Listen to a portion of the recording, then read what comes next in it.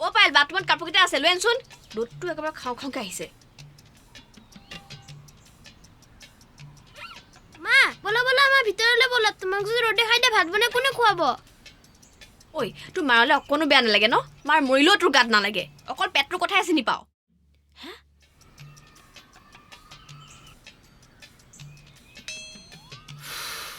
ঐ সূৰ্য দেৱতাই ওপৰত বহি দূৰবীণ এটালৈ তোকে চাই আছে নেকি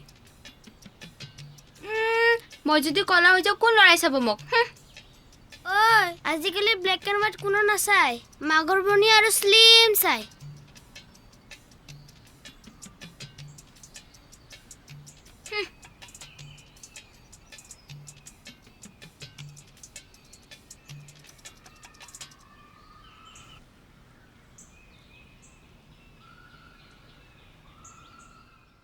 ও বৰুৱাৰ গাটো বোলে বেয়া বৰুৱানেও ঘৰত নাই খবৰ এটা লৈ আহিবাচোন আপোনাৰ যে কথা আৰু বাহিৰৰ যিটো ৰ'দ দিছে এই ৰ'দত কি মই মৰিবলৈ যাওঁ তুমিও যে আৰু মোবাইলটো কি এনে লৈছে নেকি ফোন এটা কৰি খবৰ লৈ লওক মই ৰ'দত যাবলৈ নাই পিতেকেতো ৰাতিপুৱা বুজাই দিছে মাক মৰিলেও তাৰ গাত নালাগে অকল খোৱাটোহে চিনি পায় এতিয়া বাপেকেও বুজাই দিছে এই গেলা গৰমত বাহিৰত গৈ মৰিবলৈহে আছোঁ কোনো বুজি নাপায় মানে বাহিৰত ইমান ৰ'দ দিছে কেনেকৈ যাওঁ বাৰু বুজি নাপায় মানে আৰু আজি সেই ৰ'দটো ওলাবলৈ পাইছে এনেকৈ মানে মানে উপায় নাই চবৰ পৰা মানে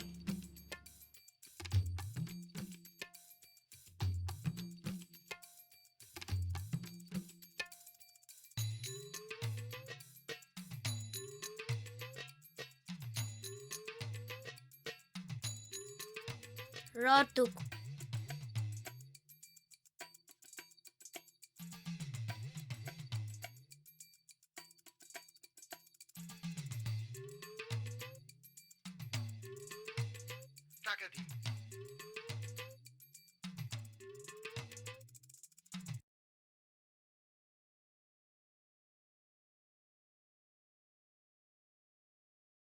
সূৰ্য দেৱতা এযোৰ ল তোৰ চকুৰ পৰা জুই ওলাইছে তই মানুহ পুৰিও চৰ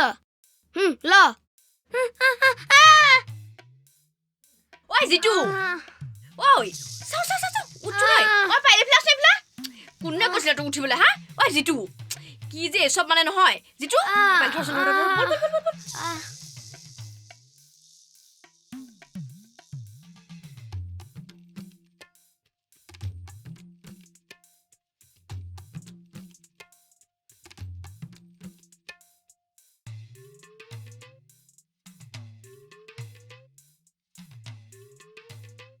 এসপ্তাহ ধৰি বিছনাত পৰি আছ তই যিমান দেখুৱাইছ ইমানো দুখ পোৱা নাই আৰু আপোনাৰ কি হৈছে সদায় ৰাতিপুৱা স্কুল যোৱাৰ আগত যে পেটৰ বিষ হয় ৰাতিপুৱা বাপেৰ আহি আছে দুইটাৰ কথা লগাই আছো তাৰ পাছত চাবি কি হয় বাদ দে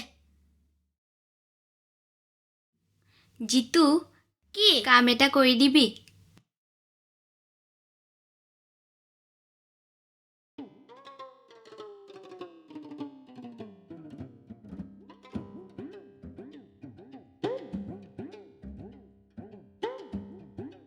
ঐ ভিডিঅ' এটা উঠাচোন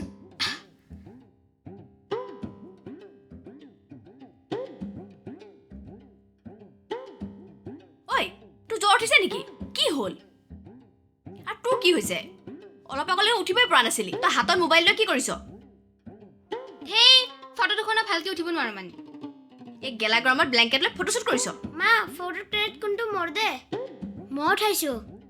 তই চুপ থাক একে চৰে মোক ভাঙি দিম আৰু এই গেলা গৰমত ব্লেংকেট লৈ ফটো উঠিলে তোক কোনোবা পইচা দিব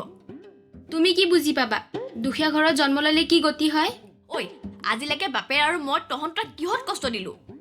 মোৰ লগৰ পিংকিহঁতৰ ঘৰত এচি লৈছে তাই একেদিন হোৱাটছআপত ব্লেংকেট লৈ মোক ফটো দি জ্বলাই আছে তুমি কি বুজিবা জ্বলন মানে কি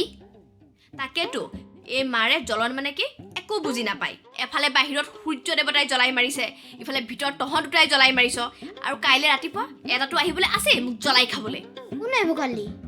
তোমালোকৰ পাপ্পা মানে পপছ হা এই ডালিম কুটিয়া দাঁতকেইটা উলিয়াই হা কাইলৈ ৰাতিপুৱা বাপেৰ আহি এই ডালিম কুটিয়া দাঁতকেইটা ভাঙিবহি ৱাই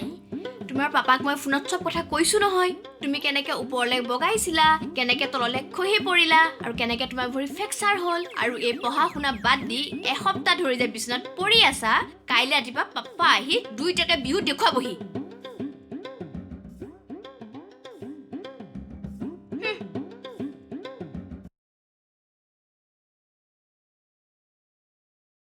মা মই যেতিয়া জন্ম হৈছিলো তোমাৰ পেটত কি বেলুন ফুলি আছিলে তোক কোনে কৈছে মোৰ পেটত বেলুন ফুলি আছিলে বুলি নকওঁ কি ক'বলৈ মুখত ভেকুলী সোমাইছে নেকি ৰাতি বায়ে কৈছিলে তহঁতাক চাগে মই কচু খাই জন্ম দিছিলো সেইকাৰণে তহঁতাৰ পিটিকত খজুৱাই থাকে মাৰ পৰা মাৰ খাবলৈ এই তহঁত দুটাই মানে ৰাতিপুৱাই মাৰক অশান্তি দিলেই মই নোৱাৰিছো আৰু এইখন ঘৰত হৈছে কি আগত মোক সেইটোতো কোৱা আৰু এই তহঁত দুটাক মই কামত যোৱাৰ আগত কৈ থৈ গৈছিল নাই যে মাৰক অশান্তিখন লগাই নাথাকিবি বুলি একো শান্তি কৰা নাই মই অকল মাক সুধিছিলোৱে মই যেতিয়া জন্ম হৈছিলো তোমাৰ পেটত কি বেলুন ফুলি আছিলে নেকি এই বেলুন কেতিয়াবাই ফুটিলে এতিয়া সুধিবলৈ আহিছো মই আৰু এখন ঘৰত এক ছেকেণ্ডো থাকিব নোৱাৰো আপোনাকো নালাগে আৰু এই কচুগুটি দুটাকো নালাগে লাগিলে মই মাৰ ঘৰত গৈ একো কৰিব নোৱাৰিলে কচু খেতি কৰি খাম মা এবাৰ তো কচু খাই আমাক জন্ম দিলা এবাৰ বা কচু খেতি কৰি কাক বা জন্ম দিয়া মই নোৱাৰিছো এই পাগল বলত থাকিবলৈ এই কলিতাৰ সংসাৰ ভাঙিবলৈ গাঁৱৰ মানুহৰ দৰকাৰে নাই এই কচুগুটি দুটাই যথেষ্ট আজি মোৰ সংসাৰ শেষ শুনাচোন শুনা হেৰা শুনাচোন শুনক আৰু ইয়াত লাইভ বনাবলৈ নাই মোৰ ঐ তোৰ পেটতে বেলুন ফুলিছে নেকি চৰ লাগে হা চৰ লাগে তোক হা চৰ লাগে হা তোক চৰ লাগে তোক